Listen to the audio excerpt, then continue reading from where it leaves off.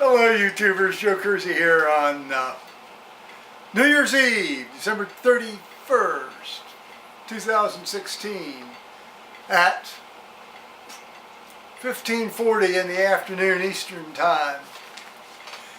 Always a strange time of year, always a strange time of year.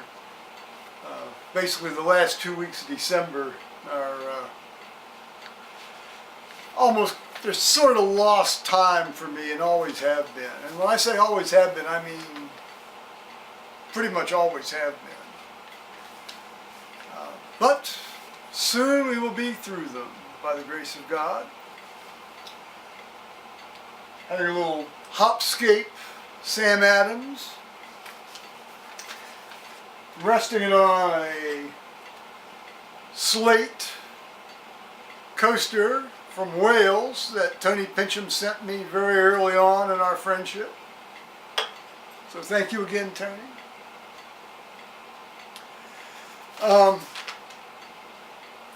I'm going to tell you a little bit about what I did today, and then I'm going to tell you a story. So, I would advise you all to wait for the story.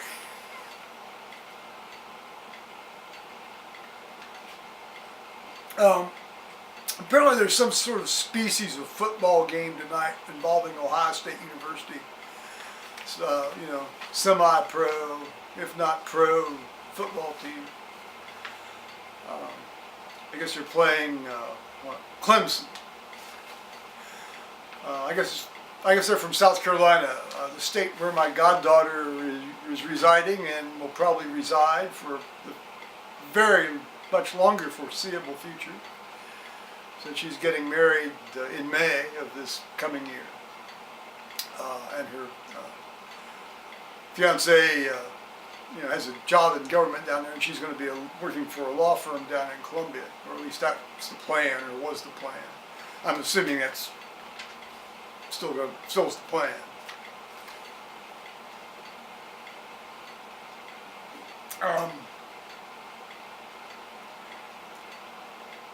I doubt I'll be able to watch it because I've got to read in church tomorrow at both the 8 o'clock and the 10:30 service. This is the perfect example of be careful what you ask for. 2 months ago I volunteered to read at both the 8 and 10:30 service on the first Sunday of the month. And that seems now to have been, that's now becoming my slot.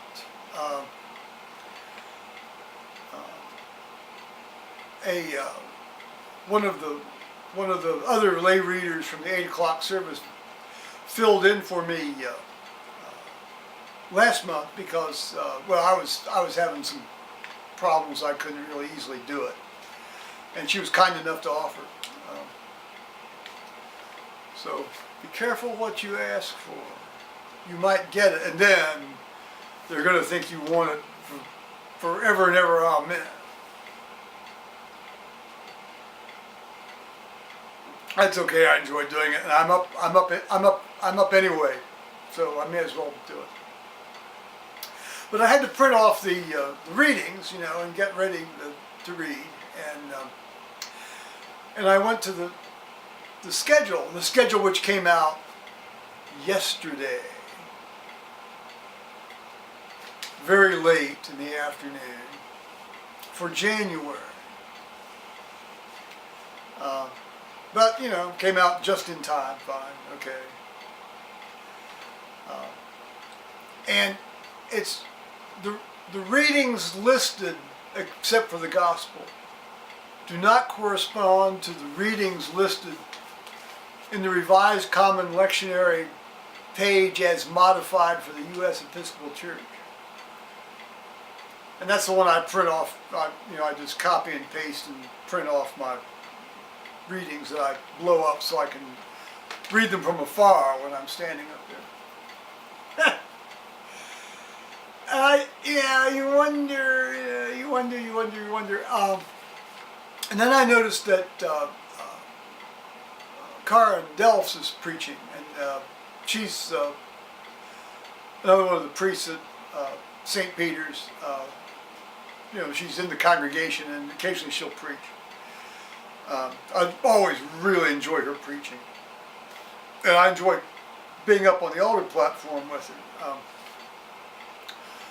I guess I could say she's one of my favorite people up there.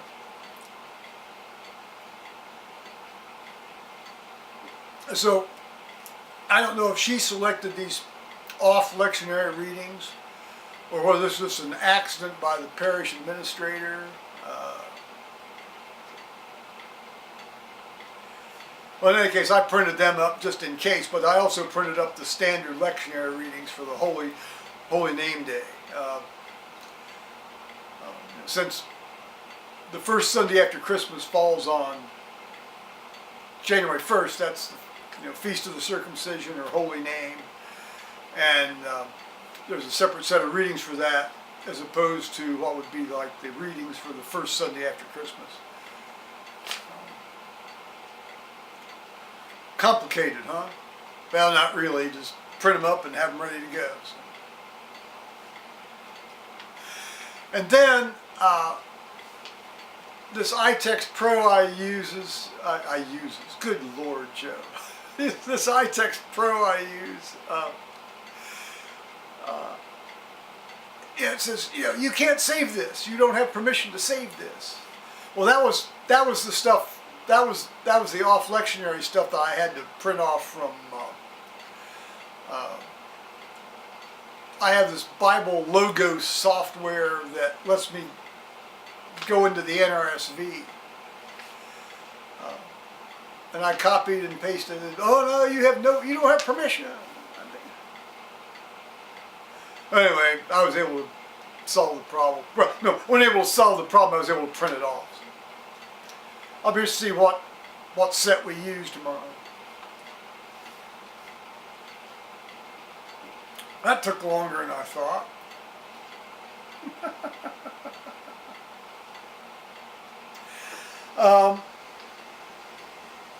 Now I'm going to tell you the story. Actually, Thomas had indicated that he was going to come up sometime before his vacation ended, but I think it's pretty clear by now that ain't going to happen. At least not today. And I doubt, I don't know when he goes back. I think he goes back on Monday.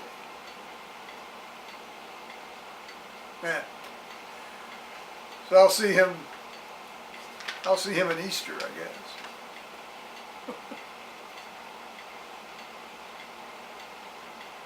Okay.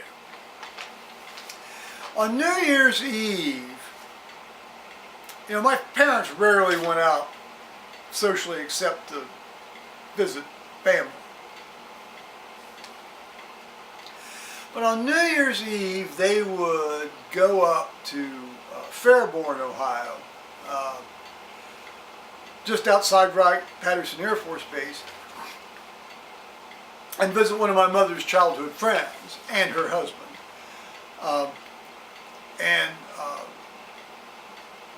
They're both dead now. I can use their names. Florence Whitaker was her childhood friend. She grew up right down the street from her in Blanchester, Ohio.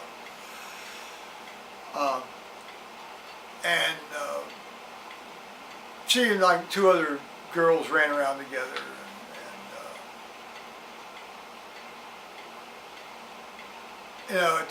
They made up little rhymes using their names and things.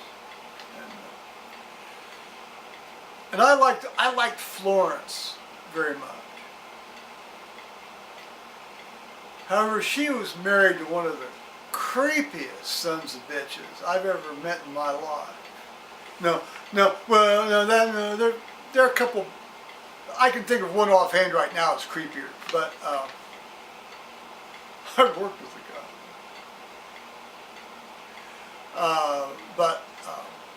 This guy was a real case. Well, first of all, one of the reasons I actually liked going up there. One, you always got a good meal. The meat wasn't overcooked. The vegetables weren't overdone. The baked goods weren't near as good as my mother, but certainly good enough.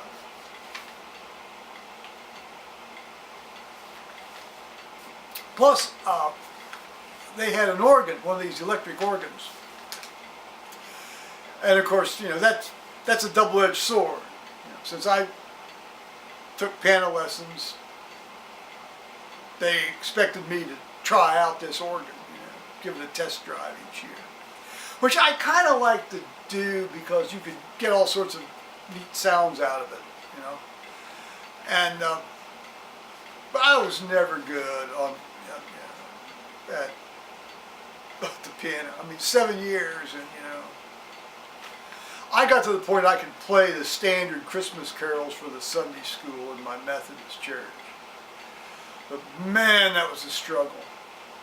I could no more sit down and play anything today than fly to the moon. Probably have a better chance of flying to the moon.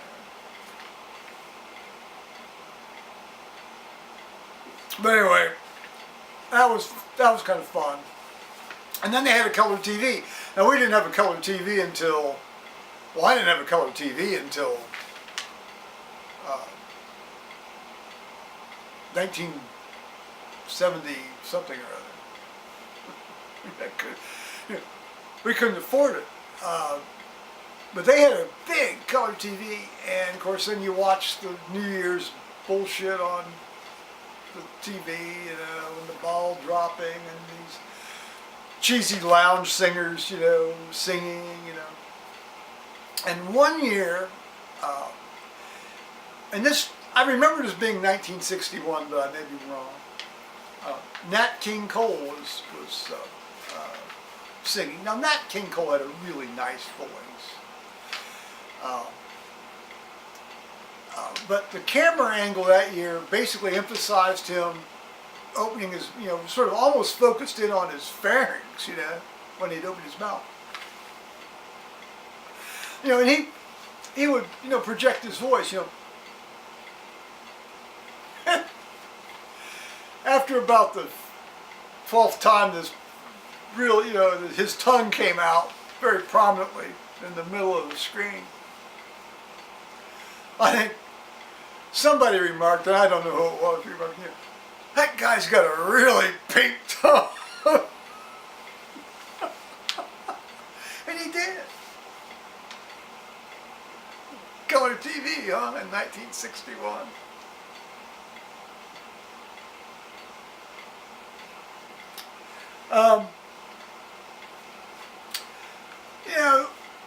This guy, this Lloyd fellow, really liked to, he liked to be sort of a hands-on guy on the 9-year-old,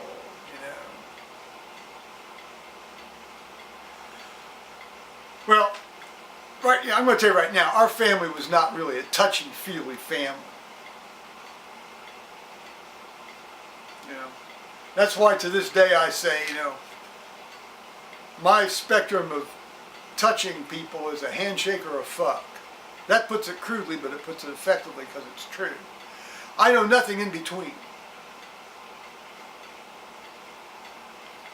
You start feeling me up, even at age 9.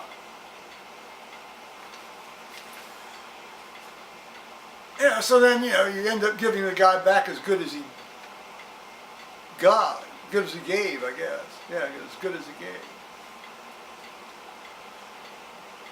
I always left their place feeling really dirty. It's not, this was nothing done in secret. We're all in the living room.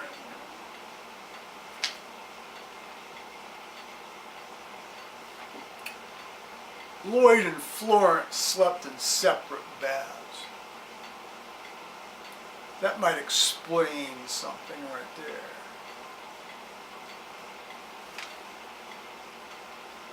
That's where we put our coats. That's why I know that. And they had a relatively small house. This wasn't like a 3-bedroom house. Oh, and they didn't have any kids either.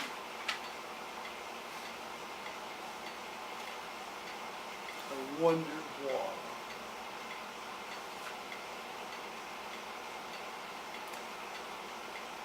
why. I stereotype. I apologize. Well, not really, but I am stereotyping. Well, so one day Florence went out to the grocery store and came home and opened the garage door with the electric.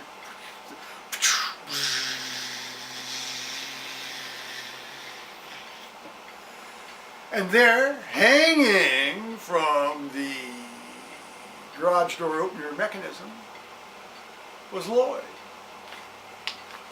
who had chosen to kill himself, knowing that she would be gone probably a couple hours. And so he hanged himself in the garage so that he would be the first sight she saw when she came home and opened the garage door.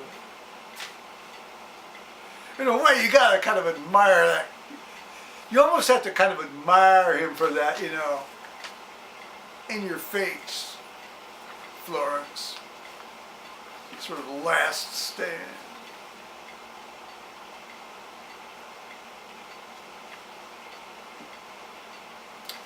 At the funeral, this is only the first of 2 times I ever saw my dad die or cry. That's the first of only 2 times I ever saw my dad cry. He cried at this guy's funeral. Well, he cried in the car after the funeral on the way to the cemetery. Because my mother rode with Florence in the front car or what, you know, however they do that crap. And I didn't question him about that. Well, I misremember. Well, no, I didn't say anything.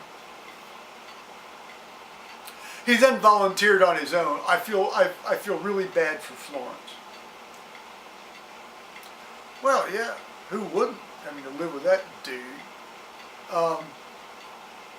He was an engineer. He was a civilian employee of the Air Force at Wright-Patterson Air Force Base. I mean, being an engineer tells you probably a lot right there, doesn't it?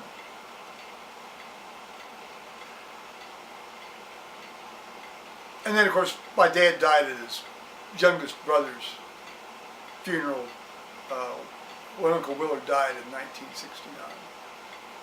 That's understandable, of course. Well, I suppose you could cry for Florence. Florence was a nice woman. She was a good, decent woman. You know, she was one of these preternaturally happy souls, you know, which always made you wonder if it was forced and false. But I think in her case it probably was more or less true. I've actually told parts of this story in past videos, but since I've gotten some new subscribers, and welcome guys, Happy New Year, etc. I thought I'd tell you, it's not quite a golden oldie. I've included some extra details this time around. So, stay safe tonight, folks. Alrighty, bye-bye, YouTube.